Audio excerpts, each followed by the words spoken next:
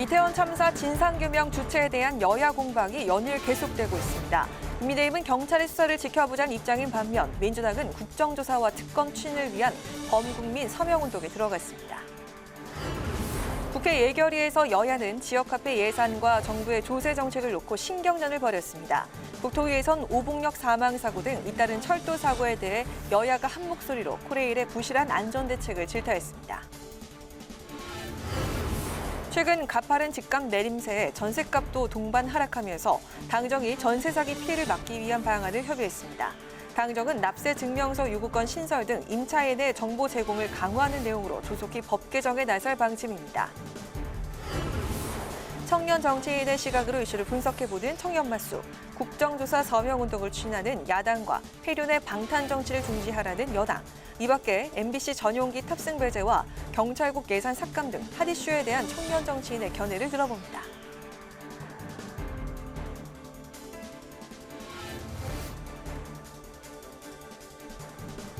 여러분 안녕하십니까? 11월 11일 의정종합뉴스 뉴스엔 시작하겠습니다.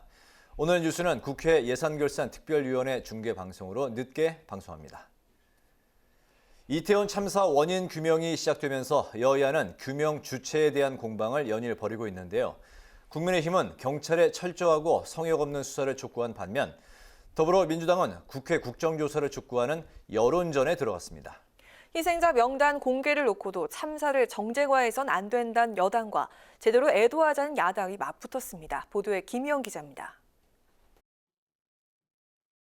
경찰 수사를 지켜보자는 여당과 국회가 나서 국정조사를 실시하자는 야당. 이렇게 이태원 참사 원인을 규명할 주체를 놓고 여야가 팽팽한 줄다리기를 이어가고 있습니다. 자체 진상조사 특위를 구성한 국민의힘은 오늘 국회에서 경찰청으로부터 보고를 받고 사고 당시 대응 상황을 점검했는데 경찰의 초동 부실 대응에 주목했습니다. 이임재 전 용산경찰서장이 참사 당일 사고 현장까지 걸어서 5분 거리를 55분이나 늦게 도착했다고 강하게 질타하면서 참사 원인 규명에 대한 경찰의 신속한 수사를 주문했습니다.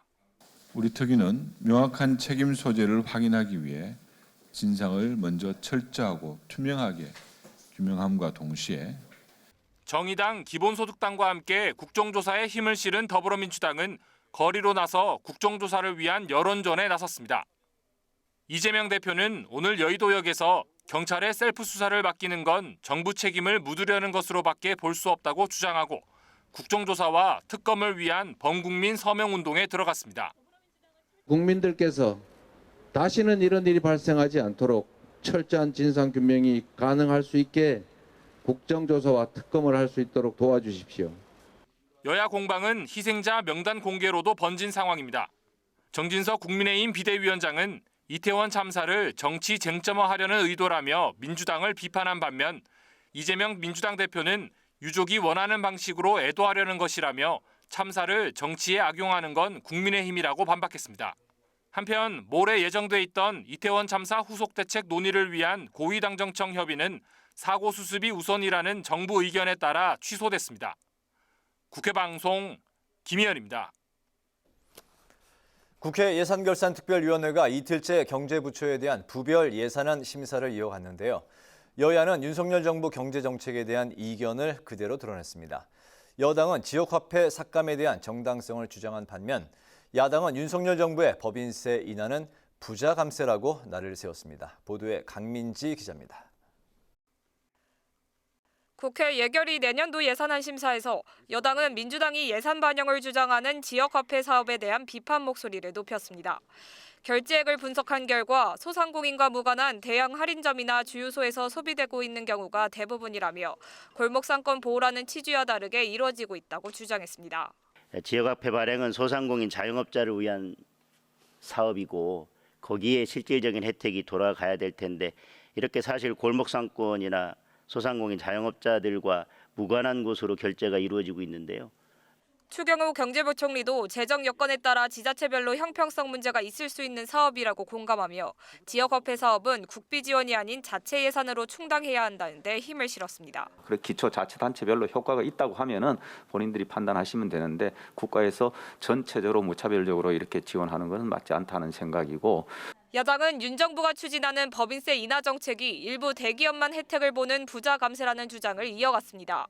중소 중견기업에 돌아가는 감세 효과는 극히 일부인데다 정부가 기대하는 낙수 효과, 경제 활성화도 미국에서 이미 부정적 결과로 이어졌다는 입장입니다.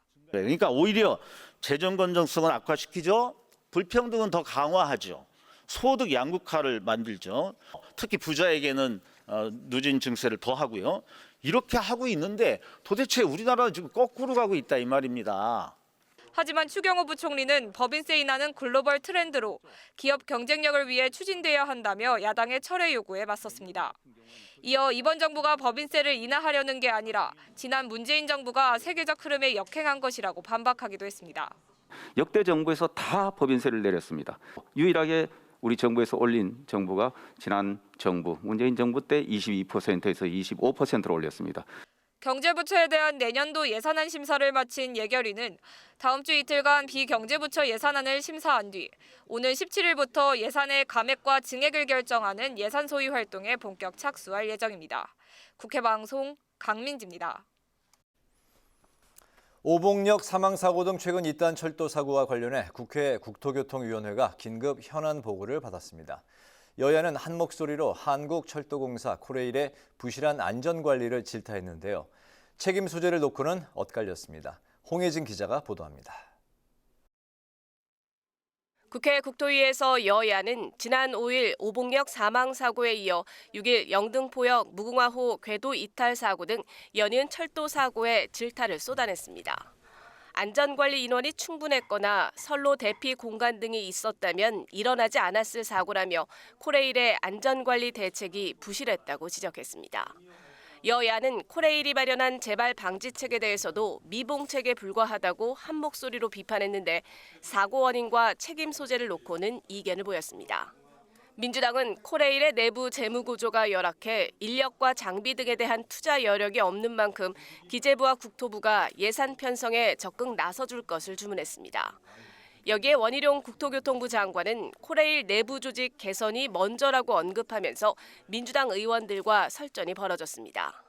내부의 조직 구조가 자기들의 이익을 앞세워서 자기들끼리 해야 될 본업을 어기고 야합하고 있다면 이 부분부터 개선을 하고 그 이후에 인원과 자원이 투입돼야 된다고 봅니다. 원래 투입에 대해서는 당연히 하겠지만 전제 조건이 기재부랑 있습니다. 국토부랑 협의해서 좋은 장비 갖다 주세요 먼저. 그 장비를 제대로 못하면 그때 치고도 탓하면 되는 거 아니에요. 국민의힘은 나이승 코레일 사장을 강하게 질타하며 사퇴를 촉구했습니다. 실무적으로도 잘 아는 게 없어요. 그리고 앞으로 계획하고 맞지도 않는 말씀을 계속해요. 그럼 코레일 어디로 가자는 거예요? 어디로 이끌어 가려고 사장님 계속 그 자리에 계시는 건지 잘 모르겠네요. 문재인 정부에서 임명된 나 사장은 송구하다면서도 사퇴에 대한 즉답은 하지 않았습니다. 국회 방송 홍혜진입니다. 최근 집값 하락으로 매매가보다 전세가가 높아 세입자가 전세 보증금을 돌려받지 못하는 이른바 깡통 전세 우려가 커지면서 덩달아 전세 사기도 기승을 부리고 있습니다. 이에 당정은 집주인의 세금 체납 여부를 세입자가 알 수 있도록 납세 증명서 요구권을 제도화하기로 하는 등 임차인의 정보 제공을 강화하는 대책을 마련하기로 했습니다. 태윤영 기자의 보도입니다. 올해 들어 9월까지 집주인이 세입자의 전세보증금을 돌려주지 못한 사례가 3천여 건, 사고액도 6,400억 원을 돌파했습니다. 최근 정부 단속으로 확인된 전세 사기 의심 사례도 13,000여 건에 달합니다. 이렇게 급증한 전세 사기 피해를 예방하기 위해 당정이 머리를 맞댔습니다. 당정은 전세 사기의 주요 원인을 임차인의 정보 부족으로 꼽고 임차인이 임대인에게 납세 증명서를 요구할 수 있도록 제도를 신설하기로 했습니다. 임대인의 체납 세금으로 인해 임차인이 보증금을 반환받지 못하는 경우를 예방하기 위한 조치입니다. 모든 거에 있어서 국세가 제일 우선입니다. 그러다가 보니 이게 임차인들이 들어갔었을 때에 후순위로 밀리게 되잖아요. 그래서 임대인이 국세를 체납한 사실이 있는지에 대해서 정확하게 확인할 수 있는, 또 임차인이 임대인의 선순위 보증금 정보를 확인하려 할 때 정당한 사유 없이 거부할 수 없도록 하는 방안을 추진하기로 했습니다. 이와 함께 주택 경매 시 우선 변제받을 수 있는 임차인의 보증금 기준을 서울 기준 현행 1억 5천만 원에서 1억 6,500만 원으로 높이고 5천만 원이던 우선 변제 금액도 5,500만 원으로 확대할 방침입니다. 당정이 마련한 대책에는 관리비 투명성 제고 방안도 함께 담겼습니다. 50가구 이상인 공동주택에선 관리비 장부를 의무적으로 작성하도록 했고 주택 임대차 표준계약서에 관리비 항목을 신설해 관리비 내역을 사전에 알 수 있도록 할 계획입니다. 아파트에 관련돼서 임대 계약을 하거나 이럴 때 아예 이 관리비 항목을 의무화하고 명시화시켰습니다. 그래서 들어가시는 분들이 관리비가 얼마인지 미리 사전에 알아볼 수 있도록. 법무부와 국토부를 중심으로 TF를 구성해 전세 사기 실태를 점검하고 대책 마련을 고심해온 정부는 거듭 국회에 입법 협조를 요청했습니다. 임차인 보호를 위해 조속한 시행이 필요합니다. 관련 법 개정을 위해 국회의 협조를 부탁드립니다. 국민의힘은 더불어민주당의 입법 협조가 필요하다면서 법 개정에 동참해 줄 것을 촉구했는데 앞서 주택도시 보증공사에 대한 국정감사에서 민주당 역시 깡통 전세에 대한 우려를 나타낸 만큼 관련 법 개정에 탄력이 붙을지 주목됩니다. 국회방송 태윤영입니다. 국민의힘은 국회 상임위의 내년도 예산안 심사 과정에서 민주당이 자신들의 입맛대로 삭감 증액하는 것은 국민에 대한 도리가 아니라고 비판했습니다. 박정아 수석 대변인은 논평을 통해 지역사랑 상품권 예산은 전액 되살리고 경찰국 신설 예산은 전액 삭감하는 등 민주당이 예산을 정쟁으로 삼고 있다며 이같이 밝혔습니다. 국민의힘 소속 이채익 국회 행안위원장도 입장문을 내고 행안위 예산소위에서 민주당이 단독으로 경찰국 예산을 전액 삭감한 데 대해서 여당과 다시 협의해 줄 것을 요구했습니다. 국회 문화체육관광위원회 전체 회의에서 여야는 대통령실이 MBC 취재진의 대통령 전용기 탑승을 불허한 데 대해서 공방을 벌였습니다. 더불어민주당은 윤석열 정부의 언론 탄압이 시작됐다며 내년도 정부 예산안에서 대통령 순방 프레스센터 설치 운영 예산 47억 4천만 원을 전액 삭감할 것을 요구했습니다. 반면 국민의힘은 취재 방해가 아닌 편의 제공의 문제라며 MBC를 옹호하자고 프레스센터 관련 예산을 없애버리면 모든 언론에 피해를 주는 결과가 생긴다고 반박했습니다. 더불어민주당이 이재명 대표 측근 인사들의 수사 담당 검사들을 피해 사실 공표 혐의로 고위공직자 범죄수사처에 고발했습니다. 당 법률위원장인 김승권 의원은 수사 검사들이 공소장 내용을 의도적으로 언론에 유출했다면서 공수처에 고발장을 접수했습니다. 앞서 김의겸 대변인도 브리핑을 통해서 검찰이 입맛에 맞는 내용만 공표해 야당을 압박하고 있다고 비판하며 검찰의 부조리한 수사 관행을 바로잡아야 한다고 주장했습니다.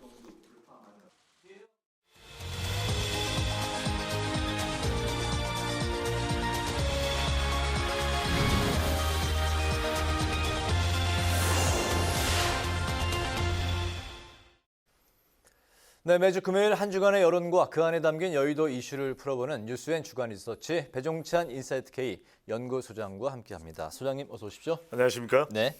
어제가 윤석열 대통령 취임 6개월이 되는 날이었는데요. 이에 맞춰서 방송 3사에서 일제히 여론조사를 실시하고 이제 발표를 했습니다. 우선 그 전에 한국갤럽의 주간 대통령 지지율 추이부터 살펴볼까요?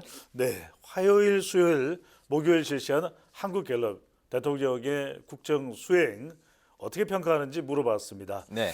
자, 잘하고 있다는 긍정 평가는 직전 조사보다는 1%포인트 올라간 30%로 나타났고요. 네. 잘 못하고 있다는 부정 평가는 직전 조사보다 1% 내려간 62%로 나타났습니다. 근데 이 조사 결과를 보면은 뭐 이태원 참사도 있었고 그 외에 이 정치권에 상당한 논란들도 있는데 대통령의 지지율은 1%포인트이긴 하지만 네. 올라간 결과거든요. 내용을 좀 들여다보면 다른 응답자층보다도 국민의힘 지지층에서는 대통령이 잘하고 있다. 무려 69%로 나타났습니다. 네. 그리고 60대에서도 50%가 넘는 긍정평가가 나타나서 대통령의 국정 운영이 상당히 좀 흔들릴 수 있다라는 인식하에 네. 특히 다른 응답자 계층보다도 국민의힘 지지층들이 결집을 하는 그런 결과로 나타났습니다. 그렇군요. 지금부터는 취임 6개월을 맞아서 실시한 지상파 방송 3사 여론조사 결과를 살펴보도록 하겠습니다. KBS는 한국 리서치에 의뢰해서 11월 6일부터 8일까지 이제 3일 동안 전국 성인 1,000명에게 이제 물었고요. MBC는 코리아 리서치에 의뢰해서 11월 7일부터 8일까지 이틀 전국 성인 1,001명을 대상으로 조사를 했습니다. 그리고 SBS는 넥스트 리서치에 의뢰를 해서 조사를 실시했는데요. 윤 대통령이 일을 잘한다고 생각하는지 잘못하고 있다고 생각하는지 부정평가가 긍정평가의 2배 정도로 결과가 나왔다고요? 그렇습니다. 한국 갤럽 조사와 크게 다르지 않은 결과로 나타났습니다. 세계 이 공중파 방송사의 조사가 특히 중요한 것은 뭐 선거 때는 또 출구 조사를 실시하는 그런 또 방송사이기 때문에 더 기준이 될 수 있다라고 네. 볼 수 있는데 6개월 윤석열 대통령의 국정 운영에 대한 평가할 수도 있는데 대체적으로 대통령에 대한 긍정평가는 30% 내외 그리고 부정평가는 60% 내외 60%를 웃도는 결과로 나타나서 내외로 나타나 60% 내외로 나타나서 부정평가가 긍정보다 2배 더 많은 결과로 나타났습니다. 특히 이제 중도층과 또 MZ세대죠. 20대, 30대에서 대통령에 대한 부정평가가 상당히 높은 결과로 나타났습니다. 네, 이태원 참사에 대한 정부 대응 역시 여론조사 결과가 이제 부정적 평가가 이제 높았는데, 근데 이제 부정평가도 좀 더 이제 안을 더 이제 세분해서 들여다볼 필요가 있을 것 같습니다. 그렇습니다. 네. 매우 잘못하고 있다는 대답이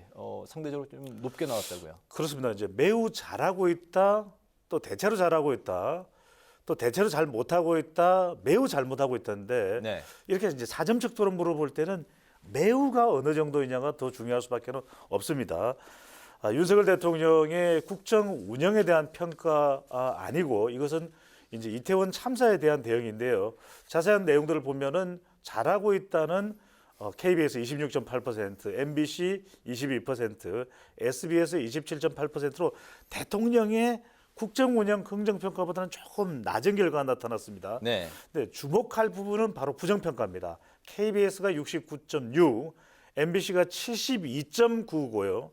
SBS가 69.1인데 이 3개에서 모두 매우 잘못하고 있다가 절반을 넘습니다. 네. 전체 응답자 100%로 했을 때 50% 이상이 매우 잘못하고 있다라는 응답을 하고 있기 때문에 특히 역대 다른 대통령의 6개월과 비교할 때도 상당히 6개월 임기에서의 역대 대통령과 지지율 비교를 할 때 윤석열 대통령보다도 한국 갤럽 기준으로 조금 낮은 대통령이 되었었습니다. 네. 이명박, 노무현 전 대통령도 한국 갤럽 기준으로는 6개월 시점에 조금 낮게 됐지만 이때 그래도 매우 잘 못하고 있다라는 정도가 비율이 아주 높지는 않았거든요. 상대적으로. 네. 그런 면에서 특히 물론 이명박 전 대통령의 경우에는 강우병 사태가 지지율에 큰 타격을 줬지만 또 9개월, 10개월 뒤에는 지지율이 회복되는 국면이었었는데 이렇게 윤석열 대통령의 이 이태원 참사 대응과 관련해서는 매우 잘 못하고 있다는 비율이 상당히 높다는 점에 주목해 볼 필요가 있겠습니다. 저도 예전에 그 논문을 썼을 때 그 여러 가지 이제 그 설문조사를 했을 경우에 매우 잘하고 있다나 매우 못하고 있다는 대부분 좀 피해가고 잘하고 네. 있다나 잘 못하고 있다를 이제 선택하는 경향이 높았는데 이번에 이제 매우 잘 못하고 있다. 상대적으로 높은 그 부분이 이제 그 눈에 많이 띄는 부분이라는 말씀이었습니다. 예. 정부 대응이 이제 잘못됐다면 관련 당국 중에서도 누가 가장 잘못을 했을지 SBS 조사에서는 참사 책임이 누구에게 가장 큰지를 또 물었죠. 그렇습니다. 이번 이태원 참사에 대한 그 대응과 또 진상규명과 이 책임자 처벌과 관련해서 상당히 많은 국민들의 관심이 또 쏟아지고 있는데 네. 특히 이 책임자 처벌에 대해서는 이상민 행정안전부 장관이 그 중심에 서 있습니다. 과연 또 다른 관계자들의 책임도 묻고 있는데 어떤 결과가 나왔을까? 이태원 참사 책임을 하나하나 구분해서 물어봤습니다. 경찰이 25.8%로 가장 높았고요. 지방자치단체가 23.4%, 대통령이 18.2%, 행정안전부 장관이 17.9%, 국무총리가 1.3%인데 이 조사 결과 보고 계시면 네. 이것이 책임이 없다가 아니라 전체적으로 책임이 있는 사람들 중에서 누가 조금이라도 더 있느냐라고 하는 질문 차원에서 좀 이해를 할 필요가 있겠습니다. 그렇다면은 가장 주목이 되는 인물은 역시 행정안전부 이상민 장관이 될 수밖에 없거든요. 왜냐하면 경찰 관련해서는 더 또 특별수사본부 팀, 또 국가수사본부가 더 수사를 하고 난 이후에 물론 이제 국회에서는 국정조사 이야기, 특검 이야기도 나옵니다. 하지만 이제 정치적으로 정무적인 책임은 행정안전부의 이상민 장관에 모아지고 있거든요. 바로 그 결과를 보겠습니다. 책임자 경질 범위에서 이 경찰청장, 행정안전부 장관 네. 그리고 국무총리까지 포함이 된다가 절반이 넘는 50.6%로 나타났습니다. 네. 자, 여기서 이제 국무총리는 제외하고 경찰청장과 행정안전부 장관이 28.3%.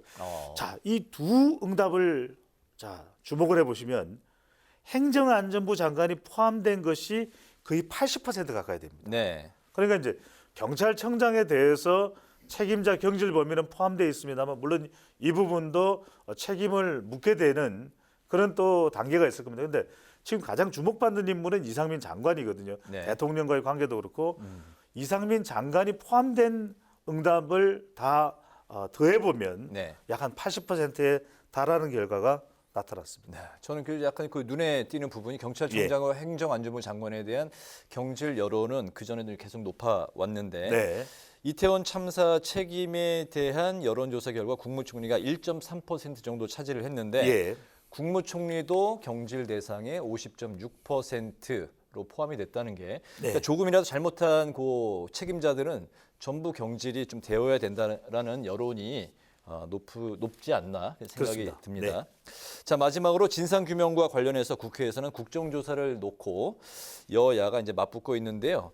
여론도 이제 비슷한 것 같습니다. 국정조사를 놓고 찬반 여론이 좀 팽팽했죠? 그렇습니다. 국정조사 지금 더불어민주당과 국민의힘이 가장 신경전을 벌이고 있는 것인데 이태원 참사의 국정조사부터 먼저 좀 보겠습니다. 국정조사를 실시해야 되는지 여부에 대해서 물어봤더니 왼쪽에 있는 그래프입니다.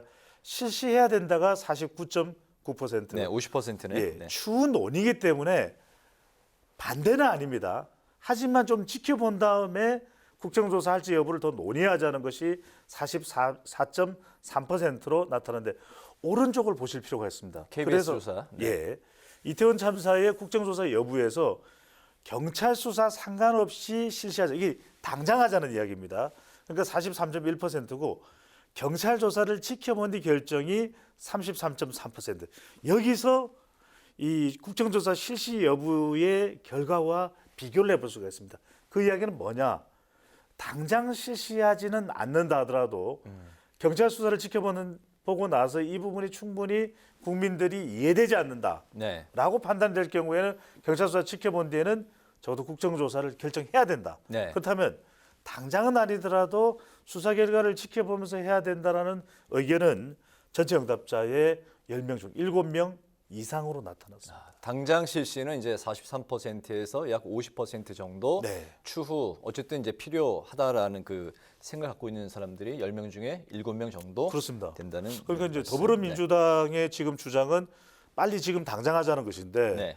국민의힘에서는 물론 국민의힘 내부에서도 관련된 발언이 좀 엇갈리고 있기는 합니다만 그래도 수사를 해보고 난 다음에 네. 국민들이 납득하지 못한다면 그때는 국정조사 할 수밖에 없는 것 아니냐는 이야기가 나오고 있기 때문에 나중에라도 국정조사를 해야 될 가능성까지 따져보면 네. 그 비율은 상당히 높은 결과로 나타났습니다. 알겠습니다.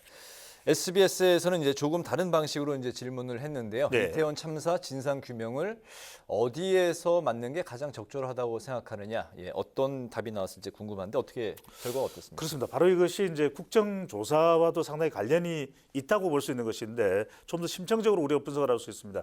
이태원 참사 진상 규명을 하는 방안을 물어봤는데요. 검경합동수사본부 이게 이제 경찰입니다. 네. 또 검찰까지도 사실 들어가기는 하는 것입니다. 30.1%로 가장 높았고요. 그 다음이 국정조사가 25%입니다. 그러니까 우리가 앞서 이제 국정조사의 질문에 대한 응답 결과에서도 당장 해야 된다는 비율과 경찰 조사를 하고 난 다음에 수사를 하고 난 다음에 해야 된다는 비율까지 합하면 상당히 높았거든요. 네. 여기서도 합동수사본부가 수사를 하겠지만 그 뒤에는 국정조사를 해야 된다는 것까지 좀 포함한 의견으로 볼 수 있겠고요. 법무부 장관이 직접 바로 시행할 수 있는 상설특검은 19.9%, 그다음에 경찰 수사만 합동수사본부가 아닌 경찰 수사만은 12.2%로 나타나서 네. 지금 경찰의 수사 단계도 검찰까지도 참여를 해서 검경 합동수사본부로 해야 된다는 의견이 가장 높은 결과로 나타났습니다. 그만큼 우리 국민들 이태원 참사에 대해서 상당히 이 멍이 들어있는 가슴에 멍이 들어있는 상태이기 때문에 무엇보다도 제대로 된 진상규명 그리고 이제 국정조사를 한다 하더라도 국정조사가 이제 국회에서 주도하는 것이기 때문에 수사 조직이 있는 것은 아니거든요. 그런 만큼 수사를 했는데도 제대로 한다고 했는데도 이것이 국민들의 납득을 얻어내지 못한다면 그때는 국정조사를 할 수밖에 없는 건 아니겠느냐라는 간접 해석도 가능할 것으로 보입니다. 알겠습니다. 경찰이 수사 대상인데 수사 주체가 되는 부분에 대해서 여론은 이제 검경 합동 수사본부로 가는 게 좋지 않겠느냐라는 여론이 높게 나왔습니다. 오늘 그 마지막으로 여론조사까지 살펴봤고요. 오늘도 뉴스엔 주간 리서치 배종찬 인사이트 K 연구소장과 함께했습니다. 오늘도 말씀 잘 들었습니다. 고맙습니다. 감사합니다.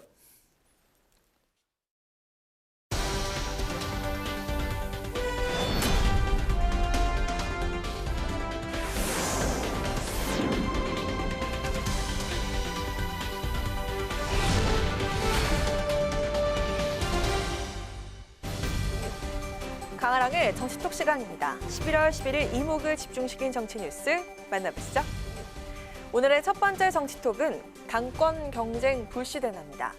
지난 8일이죠. 대통령실 국정감사에 증인으로 출석한 김은혜 홍보수석과 강승규 시민사회수석이 웃기고 있네라는 필답을 나누다가 퇴장 조치를 당했었죠. 그 이후 정치권에 후폭풍이 계속되고 있습니다. 두 수석의 퇴장을 결정한 주호영 국민의힘 원내대표를 향해서 여당 내에서도 이견이 나오고 있습니다. 저는 주호영 원내대표가 퇴장을 시킨 게 적절하다고 보는 입장이거든요. 왜냐하면 예전에 아마 기억하실 겁니다.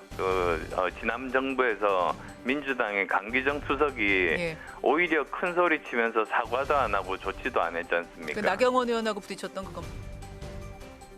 네, 퇴장 조치가 적절했다는 의견도 있는 반면에 장제원 의원은 퇴장을 결정한 주호영 원내대표의 행동이 부적절했다면서 퇴장 조치로 얻은 것은 아무것도 없다고 강조했는데요.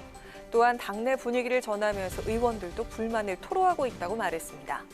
퇴장 조치가 적절했냐 안 했냐 이 부분은 이견을 보이고 있지만 같은 의견을 낸 부분도 있었는데요.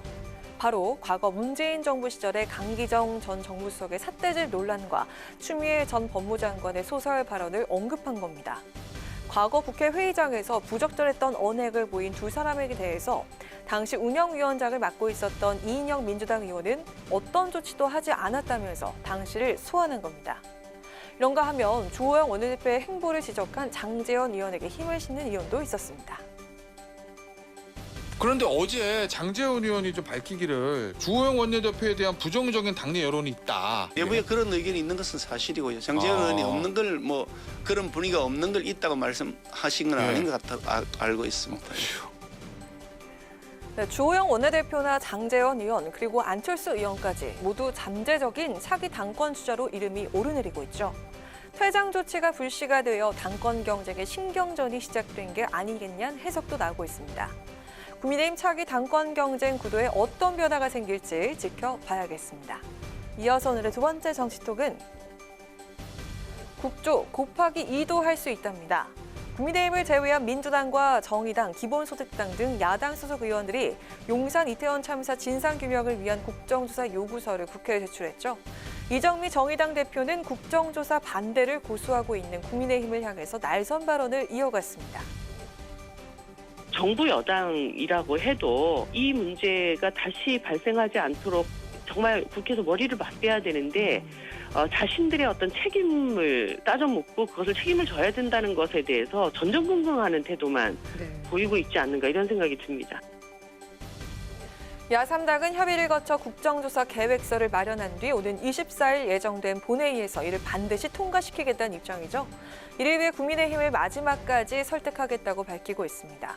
하지만 생각만큼 설득이 쉬워 보이진 않습니다. 어제 이정미 정의당 대표와 정진석 국민의힘 비상대책위원장이 가진 저 상견례 자리에선 국정조사 발언이 나오자 설전이 벌어졌습니다.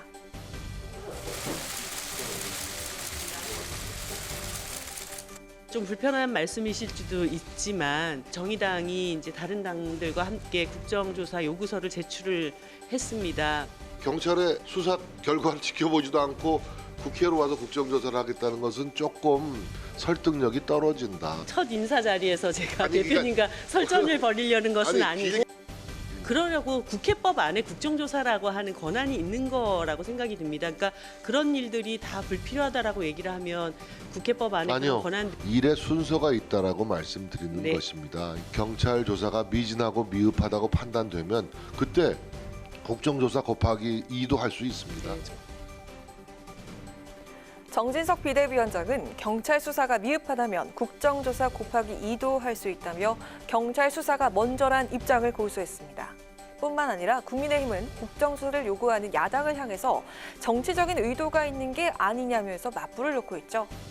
현 시점에서 국정조사가 실효성이 있냐면서 문제 제기를 하는 국민의힘.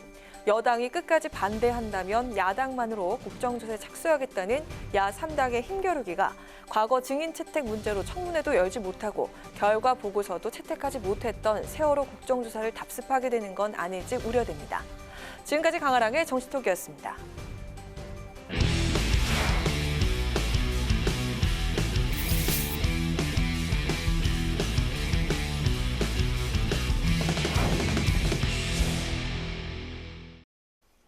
네, 청년 정치인의 시각으로 정치권 이슈를 분석하고 토론해보는 뉴스엔 청년맞수.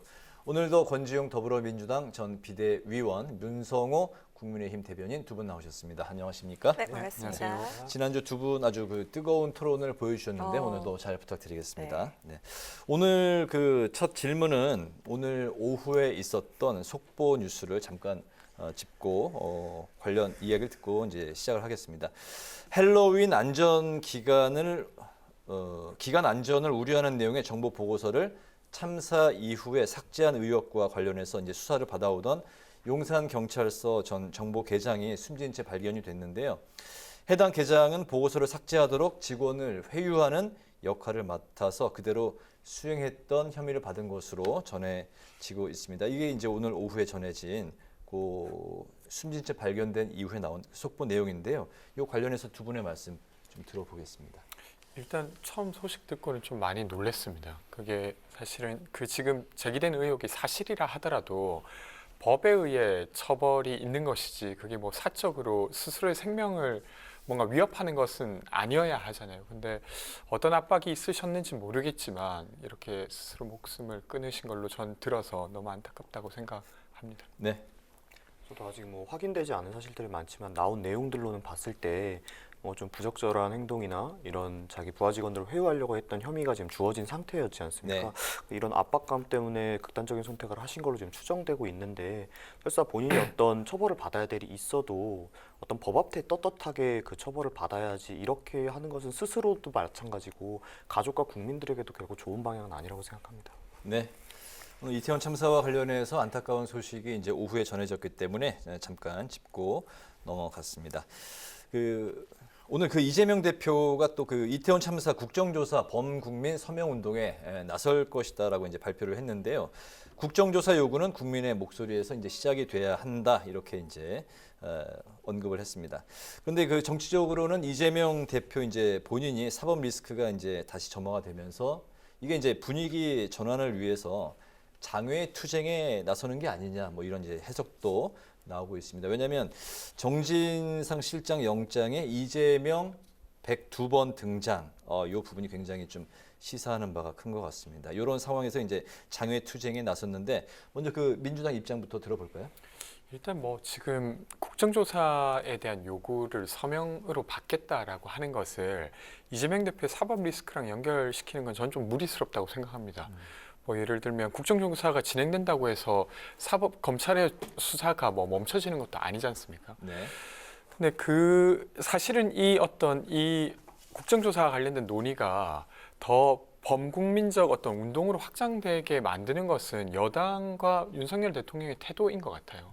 그러니까 저희가 다른 사안이 아니라 길을 걷다가 150명이 갑자기 죽은 사건입니다. 그리고 국가의 시스템이 작동했다면 아마도 막았을 거라고 예견되는 상황인데도 불구하고 경찰의 수사로 할 수 있는 게 있죠. 그러니까 형사처벌의 대상이 되는가 아닌가, 누가 그 대상인가는 경찰의 조사를 통해서 해야 되지만 행정적으로 아니면 정치적으로 국가 작용이 적절했는가는 사실은 경찰의 수사만으로는 저는 불가능하다고 봅니다. 그런 면에서 국정조사가 필요하다고 이야기하는 건데 이걸 계속 거부하는 듯한 모습을 보이고 있어요. 물론 국정조사가 만병통치약은 또 아닌 걸 알고 있습니다. 근데 그럼에도 불구하고 이번 참사에 국정조사를 안 한다고 하면 저는 도대체 국회가 국정조사라고 하는 것을 언제 쓸 건가 싶을 만큼 아주 큰 사안이라고 생각해요. 그래서 지금 그렇게 이제 정치적으로 연결하기보다는 실질적 진실 규명을 위해서 국정조사를 해야 된다라고 민주당 측에서는 이야기하고 있는 것입니다. 네. 말씀하신 바와 같이 이것이 어떤 뭐 이재명 대표의 그 사법 리스크하고 연관시킨다는 것은 뭐 좀 무리한 점이 있죠. 다만 이런 해석이 나오는 것은 지금 이재명 대표께서 어떤 지금 측근이 수사를 받고 있는 상황이지 않습니까? 여러 가지 혐의들이 드러나고 있고, 그런데 이것에 대해서 뭐 적극적으로 수사에 협조를 하거나 아니면 책임질 부분에 대해서는 뭐 나도 소명을 하겠다 이런 식이 아니라 뭐 야당을 탄압하기 위한 정치 공세다 이런 식으로 받아치시는 모습을 자꾸 보이시니까 어떤 다른 행동들마저도 결국 스스로에 대한 사법 리스크를 감추기 위해 그렇게 행동하는 것이 아니냐라고 말씀하시는 분들이 있는 것 같고요. 국정조사도 저도 한 가지 방법이라고 생각합니다. 다만 지금 국정조사를 요구하는 것은 조금 시기상조라고 생각을 하는 게 지금 어떤 민주당 측이나 야당 측에서 얘기하셨던 뭐 시스템이 제대로 돌아가지 않았던 비판할 만한 부분들, 이런 부분들이 사실 지금 자체 수사를 통해서 밝혀지고 있는 거거든요. 그러니까 지금 충분히 수사가 진행이 어느 정도 돼가고 있는 것인데 국정조사라는 것은 그 수사 과정에서 뭔가가 제대로 이루어지지 않거나 밝혀져야 될 사실이 뭔가 은폐되거나 아니면 뭐 넘어가거나 이런 정황이 있을 때 이야기를 하셔야 되는데 오히려 거기에서 밝혀지는 일들을 가지고 정부를 비판하면서 그런데 그 조사 결과는 신뢰할 수 없다. 우리는 국정조사를 해야겠다라고 이야기하는 것은 좀 모순된 이야기라고 생각합니다. 요 국정조사 요구와 관련한 여론조사가 이제 최근에 발표된 사례를 보면 그 민주당 쪽에 좀 유리하게 해석이 되는 그런 그 국정조사 요구에 대해서 국민 여론이 좀 높게 나오고 있거든요. 그 부분 그런 그 자신감으로 또 이렇게 장애투쟁에 나서는 게 아니고 요 질문은 이제 권 비대위원만 이게 그냥 제가 볼 때 뭐 여론조사를 돌려봤더니 좀 국정조사에 대한 여론이 높아서 이렇게 시작했다. 저는 이렇게 보진 않고 이 사안이 도대체 왜 일어났는지 너무 궁금하지 않습니까? 저는 너무 궁금합니다. 그러니까 형사적으로 누가 처벌받아야 되는지를 넘어서 그 요소에 있는 책임자들이 어떤 결정을 언제 했는지 저는 명명백백하게 밝혀야 된다고 생각합니다. 만약에 그 4시간 동안 누군가라도 작동되어서 이 사태를 막을 수 있었다면 혹은 아니면 그 사건으로부터 3일 전에 용산서에서 보고서가 하나 올랐는데 그와 관련된 조치가 조금이라도 있었다면 혹은 아니면 용산구청장이 왜 관련된 대책회의에 한 번도 참여하지 않았는지 이런 것들이 너무 궁금한 사항인데 이것과 관련된 걸 어떻게 경찰이 다 밝힙니까? 경찰은 강제력이 있는 수사 권한이 있습니다. 그로써 형사적으로 무언가 문제를 확인하고 처벌과 관련된 심판과 관련된 것을 제한할 수 있죠. 근데 그것을 넘어서 정치적으로 어떻게 되었는지는 사실은 국정조사라고 하는 우리가 가지고 있는 기능이 있습니다. 그것을 안 쓸 이유가 없는 것이죠. 저는 국정조사뿐만 아니라 뭐라도 이 진실을 밝히기 위해서 할 수 있는 게 있다면 저는 해야 된다고 생각하고 이것을 뭉개려고 하는 순간 저는 국민의힘이 되려 불필요한 논란에 휩싸일 거라고 생각합니다. 그래서 이것과 관련돼서 더 이상 논란을 만들지 않는 게 국민의힘에게 더 좋다는 생각입니다. 네, 지금 여당은 국정조사 반대 입장을 고수하고 있는데요. 사실 참사 이후의 악재들은 오히려 정부 쪽에서 터지고 있는 것 같습니다.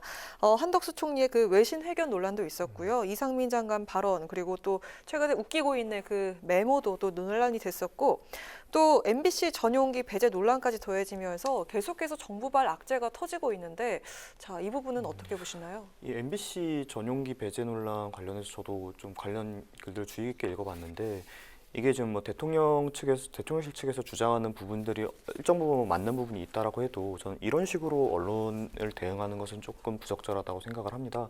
언론의 자유라는 것은 사실 그 자유가 정말 고결하고 모두가 다 그걸 도덕적이게 지키기 때문에 그것을 우리가 꼭 지켜야 하는 것이 아니라 설사 그 과정에서 그 자유를 이용해서 조금 나쁜 짓을 하더라도 그 자체를 없애는 게 더 큰 우리 사회에게 해를 끼치기 때문에 지켜져야 되는 것이거든요. 그렇기 때문에 저는 정부가 이런 식으로 언론과 각을 세우는 것에 대해서는 조금 적절치 않다라고 생각합니다. 하지만 다만 결국 어떤 자유를 제약하자라는 이야기가 목소리를 얻고 설득력을 얻을 때는 그 자유를 이용해서 자신들의 어떤 사익이나 아니면 본인들의 어떤 편향된 이념을 이용할 때 이야기가 나오는 것이거든요. 그러니까 MBC 측에서도 기존에 어떤 허위 사실이나 어떤 이런 거에 대한 논란이 몇 번 있지 않았습니까? 편향되게 보도를 한다라는 이야기들이 나오고 거기에 대한 논란이 쟁점화된 적이 있지 않습니까? 그러니까 이런 부분에 대해서 자성의 목소리와 함께 언론의 자유에 대해서 이야기를 해주셨다면 더 많은 국민들께서 설득력을 느꼈을 거라고 저는 생각합니다. 네. 전 너무 황당한 일이어가지고 깜짝 놀랐는데. 네. 그러니까 일단은 그 MBC가 편파적이라고 판단한 근거가 그 바이든과 난리면과 관련된 그거였지 않습니까? 네. 근데 MBC만 만약에 그렇게 보도했고 자막을 넣어서 그래서 MBC만 징계성 조치를 한다라고 하면 조금 이해라도 될까요? 근데 그게 아니라 140여 개가 넘는 언론사가 바이든이라고 자막을 넣어서 보도했습니다. 그러면 지금 국민의힘의 주장에 의하면 가짜뉴스를 140여 개의 언론사가 유포한 것이에요. 그러면 거기에 대해서도 응당히 같은 조치가 필요한데 그것이 아니라 MBC만 지금 타겟화하고 있는 게 좀 의아하고요. 근데 이제 국익 이야기를 하시는데 그 도대체 국익이 뭔지 정말 궁금합니다. 그러니까 윤석열 대통령의 체면? 그것이 국익이라면 MBC가 국익을 침해한 게 맞죠. 근데 그것이 아니라 대통령이 부적절한 말을 했다는 걸 알리는 게 저는 되려 국익이라고 생각하는데 이번 조치는 국익의 어떤 그러니까 자유, 그러니까 언론의 자유와 관련된 것을 침해함으로써 되려 국익을 침해한 것이라고 저는 생각돼요. 그래서 저는 뭐 더 말 아니어도 될 만큼 부적절한 이야기, 부적절한 행위였다고 생각합니다. 네, 알겠습니다. 그 오는 14일 그러니까 이제 다음 주 월요일이 될 텐데요. 주호영 원내대표가 국정조사에 대한 국민의힘 당내 의견을 이제 수렴한다고 하는데요. 그 당내에서도 이제 강경하게 불참만 또 이제 반대만 계속 고수할 게 아니라 소수 여당의 현실을 이제 고려해서 협상도 해야 된다 이런 의견도 나오고 있다고 합니다. 문제는 그런 목소리들이 바깥으로 공식적으로 나올 수 있을까 이제 하는 점인데요. 최근에 이제 그 주호영 원내대표는 국감 자리에서 뭐 두 수석을 또 이제 퇴장을 시키면서 당내에서도 또 비판도 받고 있는 목소리도 있는데 어쨌든 이제 주호영 원내대표의 의지와 상관없이 대통령 눈치를 보느라 이제 여당이 할 말을 못한다 이런 그 목소리가 있습니다. 이 부분에 대해서 뭐 또 차례대로 들어볼까요? 네. 저는 좀 주호영 원내대표를 여당 내부에서 좀 압박하는 건 저는 부적절하다고 생각합니다. 왜냐하면 주호영 원내대표가 한 행위라고 하는 게 12구 참사 관련해서 대통령실에 사실 의원들이 질의하고 있었던 거예요. 왜 대응이 안 됐는지. 근데 그때 수석이 필담을 나누면서 웃기고 있네라고 한 겁니다. 다른 사안도 아니고 이 사안 같은 경우는 윤석열 대통령이 되게 신경 쓰고 있는 사안이지 않습니까? 근데 거기에 대통령실의 수석이 웃기고 있네라고 말한 거예요. 그게 실제 내용이 어떻든 매우 부적절했고 저는 주호영 원내대표가 같은 여당이긴 하지만 적절히 조치했다고 생각합니다. 잘못된 일이니까요. 근데 그것을 두고 주호영 원내대표를 다시 압박한다? 그것이 윤석열 대통령이 원하는 것일까 싶고요. 저는 지금 이 국정조사 관련해서 주호영 원내대표가 사실은 협의할 여지가 있는 것처럼 발언한 바 있습니다. 저는 바람직한 일이라고 생각합니다. 왜 그러냐면 지금 어쨌건 여당이 반대한다 하더라도 기본소득당, 정의당, 민주당이 다 이것을 하겠다고 하고 있고 밖에 있는 시민사회에서도 이것과 관련된 운동 그리고 조계종에서는 오체투지를 시작했어요. 그러니까 이게 그냥 단순히 민주당이 정치적으로 한다라고 말을 하는 것을 훨씬 더 넘어선 운동으로 전개되고 있습니다. 이것을 굳이 이렇게 둘 이유가 있을까 하는 생각입니다. 네. 저는 어떤 뭐 대통령의 눈치를 보기 때문에 여당에서 뭐 목소리가 나오지 못한다. 여기에는 전혀 동의할 수가 없는 게 저만 해도 사실은 어떤 대통령실에서 나오는 의사와는 대변임임에도 불구하고 어느 정도 제 생각을 자유롭게 이야기할 수 있도록 보장을 받고 있습니다. 그런 거에 대해서는 저희 당에서 충분히 보장이 되어 있는데 어떤 목소리가 나오지 않으니까 내부에 압박이 있을 것이다. 이렇게 판단하시는 거는 보장은 돼 있는데 안타깝다라고 생각하고요. 현실적으로 그게 가능하겠느냐. 자유롭게 발언하는 부분들이. 저는 충분히 가능하다고 생각합니다. 그러니까 저희 당이 그렇지는 않는데 이번에 뭐 나중에 이제 뭐 민주당 이야기가 나오겠지만 이번에 또 이재명 대표 측 측근 측으로 또 인사가 좀 교체된 부분이 있지 않습니까? 이런 것처럼 그런 식으로 단행되는 민주당 분들이 보시기에는 말이 안 나오면 저기가 압박을 하는구나 이렇게 느끼실 수 있는데 저희는 그런 거는 상상도 못할 일입니다. 상상을 못할 정도입니다. 애초에 제가 말하는 거 보면 정부의 어떤 대통령의 뜻 대통령실의 의사하고는 다른 얘기도 많이 하지 않습니까? 대변인을 달고 있음에도 그 정도가 보장이 되는 정당입니다. 뭐 하실 말씀 있으신가요? 저는 다른 생각인데 예를 들면 바이든 날리면 이것도 그냥 저는 들리는 대로 들으면 바이든으로 들리거든요. 근데 아무도 그 말을 못 해요. 저는 그날 방송에 나와서 처음에 들었을 때 바이든이라고 들렸는데 네. 내일 들으니까 또 납두면으로 들리더라고요. 근데 공천과 관련된 분들은 네. 전혀 그런 말을 못 할 것 같아요. 지금도 뭐 그냥 얼버무리고 있고 뭐 음향학자들도 제대로 해석하지 못한다 이런 정도로 말하지 바이든으로 안 들린다는 또 말은 또 못 해요. 그러니까 그런 걸 봤을 때 얼마나 사실 입막음 당하고 있냐 싶어요. 저는 그게 상상을 초월할 만큼 듣는 것을 듣는다고 말도 못하는 정도가 된 것이죠. 안타깝습니다. 네네, 알겠습니다. 아까 말씀하신 것처럼 그 민주당의 싱크탱크의 민주연구원 노웅래 원장이 사의를 표명을 했습니다. 이제 민주연구원 모두 친명계로 채워질 텐데요. 사실 노웅래 원장이 지난 지방선거 패배 원인이 이재명 대표다 이렇게 지목을 했었고 최근에 이태원 참사 직후에 구설에 올랐던 남영희 부원장에 대한 해적 의사를 밝히기도 했는데 받아들여지지 않았죠. 자, 앞으로 그렇게 되면은 이제 이 비명계가 좀 다른 목소리를 내는 게 좀 어려워지지 않을까 이런 생각이 듭니다. 그러니까 초창기 때부터 이야기가 많이 나왔던 건데 이번에 이제 이재명 대표가 당대표로 당선된 것이 굉장히 뭐 우리가 다 예상했던 일이지만 동시에 이례적이었던 것이 보통 선거 패배를 겪은 대표가 바로 그렇게 당선되는 경우가 잘 없어요. 스스로가 보통 사양하라고 나오지 않으시는 경우도 많고요. 근데 그럼에도 이런 압도적인 지지를 받고 당선이 되셨다는 것 자체가 지금 결국 그 당시 국민 선거에서 패배했다는 것은 어쨌든 간에 민주당에 대한 국민의 지지가 떠났다는 이야기인데 그럼에도 불구하고 그런 어떤 결정을 했던 대표가 그대로 다시 또 당선이 된다는 것 자체가 민주당의 어떤 일반 국민 대중의 간성과 좀 멀어지는 부분이 있고 그것이 결국 멀어지는 부분이 결국 이재명 한 사람을 위해서만 모이고 있는 것이 아닌가 이런 비판이 나올 수밖에 없는 것 같습니다. 민주당도 마찬가지로 뭐 총선의 그 공천권을 생각한다면 뭐 또 반 이재명계에 대한 그런 목소리를 또 내기가 또 그 현실적으로 어려운 부분도 있지 않을까요? 어떻습니까? 그렇죠. 되게 압박을 받는 경우가 많고 저도 뭐 좀 다른 의견을 냈다가 뭐 여러 댓글을 통해서 또 혼나기도 하고 뭐 이런 게 있죠. 근데 이제 이 민주연구원 원장에 대한 인사 사의 관련해서는 뭐 최근에 어떤 논란이 된 남영희 부원장과 관련된 논의거나 아니면 이재명 대표와의 어떤 각 때문에라기보다 사실은 대표가 바뀌면 보통은 이제 주요 보직들의 인사가 좀 인사를 비워주고 새로 채우는 관례가 있었습니다. 그래서 저는 제가 알고 있기로는 그 전부터 시기를 좀 조정했던 걸로 알고 있고요. 되레 이제 새로운 인사를 누구로 채울 거냐가 중요한데 사실 과거에 여의도 연구원 같은 경우는 되게 어떤 신뢰받는 조직이었습니다. 그러니까 정파적으로 판단한다기보다 정말로 한국 사회를 잘 진단한다고 여겨지기도 했었죠.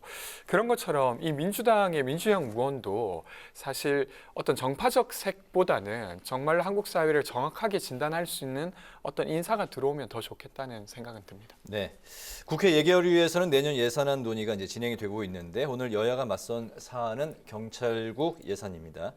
이제 지난 며칠 전에 열렸던 행안위 예결심사 소위에서 민주당은 올해 신설된 행안부 산하의 경찰국 관련 예산 6억 300만 원 전액 삭감을 단독 처리를 했고 또 정부가 전액 삭감한 지역 화폐 예산 7,050억 원은 단독 처리를 해서 다시 또 살려냈습니다.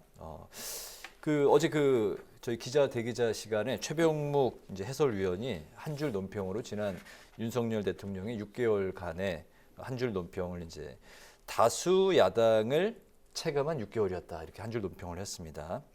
어쨌든 그 민주당이 이제 다수이기 때문에 이제 이런 현상이 단독 처리하고 이제 하는 그런 일들이 이제 나타나고 있는데 이 사안에 대한 민주당의 입장 그리고 이제 국민의힘 입장 차례대로 또 들어볼까요? 저는 되려 이거는 윤석열 대통령이 자초한 일 아닌가 싶습니다. 왜냐하면 정부조직법에 의해서 행안부는 치안과 관련된 업무를 할 수 없어요. 그리고 법무부 역시 인사관리는 인사혁신처가 하도록 되어 있지 법무부 소관이 아닙니다. 근데 그럼에도 불구하고 무리스럽게 시행령을 만들어서 그러니까 지금 정부조직법상 할 수 없는 일을 하게 만들어 둔 거예요. 네. 그럼 만약에 이것을 꼭 하고자 했다면 정부조직법을 바꾸는 논의를 하고 거기서 어떤 협상을 통해서 무언가를 바꿔냈어야 됐는데 그 일을 하지 않고 시행령으로만 진행했으니까 당연히 민주당 입장에서는 법적 근거가 없는 조직에 예산을 편성하는 것 자체가 당연히 말이 안 되지 않습니까?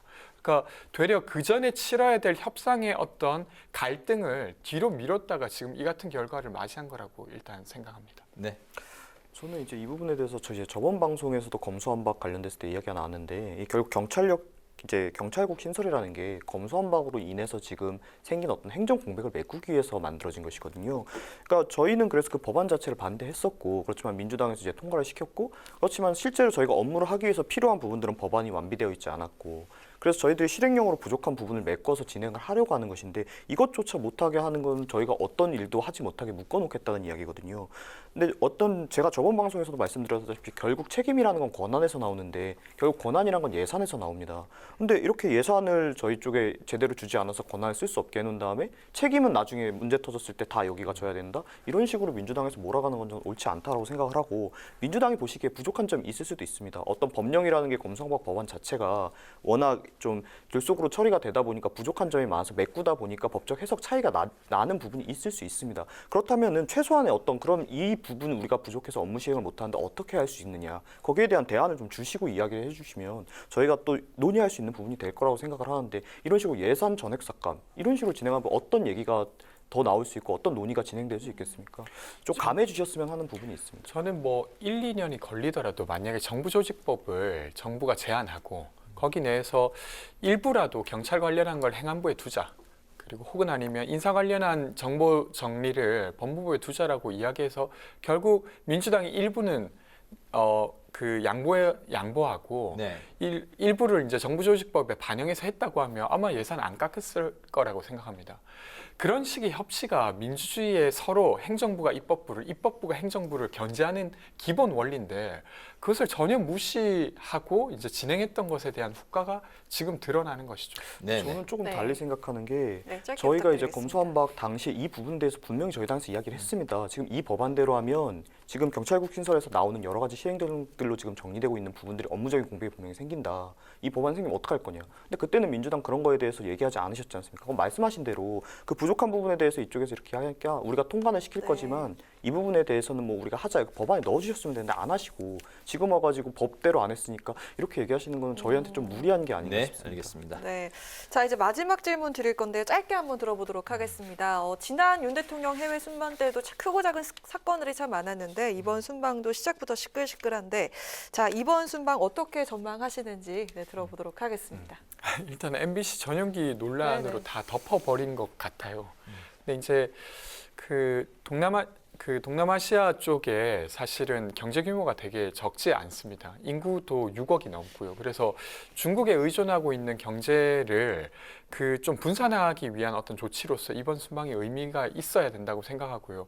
마지막으로는 이제 G20 정상회의에서 중국 주석을 만날 수 있는 기회가 있고, 그리고 바이든 대통령을 만날 수도 있지 않습니까? 그러면 인플레 감축법 관련한 논의가 필요하지 않을까 싶습니다. 네.